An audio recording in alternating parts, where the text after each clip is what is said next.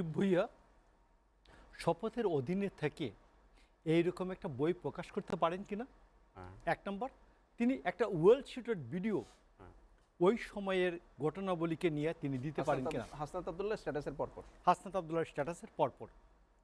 আসুন, আমার যে কনস্টিটিউশন এখন আছে, এখন যে কনস্টিটিউশনের আন্ডারে ওরা শপথ নিয়েছেন, বলছেন এই সংবিধানের রক্ষণ প্রতিরক্ষা সব কিছু করবেন, সেই সংবিধানের 148 অনুচ্ছেদ অনুযায়ী তারা এই শপথটা নিয়েছেন এবং এই বক্তব্য রেখে 48 অনুচ্ছেদ অনুযায়ী তিনি শপথ ভঙ্গ করেছেন। প্রধান উপদেষ্টা ডক্টর ইউনূসের দায়িত্ব এই বক্তব্যের জন্য এবং এই লেখার জন্য সজীব ভুইয়াকে, আসিফ মাহমুদ সজীব ভুইয়াকে প্রথমত তিনি ডেকে বলবেন, তুমি শপথ ভঙ্গ করেছ, তোমাকে আমি পদত্যাগের, বাচ্চা মানুষ, তোমাকে আমি প্রথম পদত্যাগের সুযোগ দিলাম। নাম্বার 1, তিনি পদত্যাগ না করলে তিনি রাষ্ট্রপতিকে বলবেন যে তাকে উপদেষ্টা পদ থেকে বরখাস্ত করেন। আমি বরখাস্ত করার অনুরোধ করছি, রাষ্ট্রপতি তাকে বরখাস্ত করবেন। 148 অনুচ্ছেদের অনুযায়ী তিনি শপথ ভঙ্গ করার দায়ে তিনি অপসারিত হবেন উপদেষ্টার পদ থেকে। কোনো পথ খোলা নাই, এখানে দয়া মায়া কান্নাকাটির কোনো সুবিধা নাই।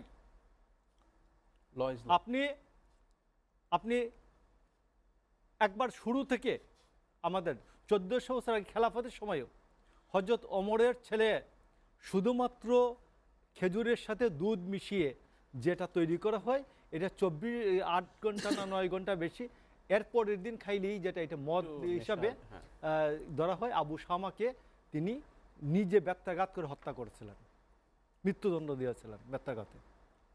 এখানে দয়া মায়ের কোনো ব্যবস্থা নাই, তো কোনো দয়া মায়ের ব্যবস্থা নাই। আপনি 148 অনুযায়ী তিনি আপনি শপথ ভঙ্গ করেছেন, আপনি উপদেষ্টা পরিষদ থেকে চলে যাবেন, পরিষ্কার। যদি না যান তাইলে এই ষড়যন্ত্রের সাথে ডক্টর ইউনূস আছেন, এটা আমরা ধরে নিব।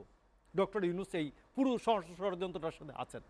এটা ষড়যন্ত্র কেন বলছেন? ওই অন্তর্বর্তীকালীন সরকার নিয়ে কি ঘটনা ঘটেছিল সেনাবাহিনীর সাথে, এটাই উনি না, এটা বলতে পারেন না, এটা গোপনীয়তার শপথ নিয়েছেন। আপনাকে আমি একটা বলি, গল্প, ডক্টর আমাদের সৈয়দ মুস্তাফা আলীর একটা বিখ্যাত গল্প আছে। তাকে জার্মানিতে গিয়ে একজন তার পাঠক, গুণমুগ্ধ পাঠক, তিনি বলেন এই বইগুলি আপনি কিভাবে কি অবস্থায় থেকে লিখেছিলেন। তো সৈয়দ মুস্তাফা আলী বললেন যে আপনি যদি আমার সন্তান কয়টি সন্তানের দেখতে চান তাহলে আমি আপনার সন্তানকে দেখাতে পারি, কিন্তু সন্তান উৎপাদনের প্রক্রিয়াটা আপনার কাছে উপস্থাপন করতে পারি না। তো আমাদেরকে যদি বলে যে আপনার সন্তান কয়টি, সন্তান উৎপাদনের প্রক্রিয়াটা একটু দেখান, তো আমি কি দেখাবো? এই জন্য রাষ্ট্রের গোপনীয়তা যেটা আছে, রাষ্ট্রের গোপনীয়তা কিছু কিছু জায়গা আছে, এটা প্রদর্শন করা যায় না, এটা বলা যায় না। যদি সেটা করে, এই জন্য এটা হলে অন্যায় করেছেন আপনি। আপনার স্ত্রীর সাথে কি ঘটনা করেছেন গত রাত্রে আপনি এটা জনসমক্ষে বলতে পারেন না।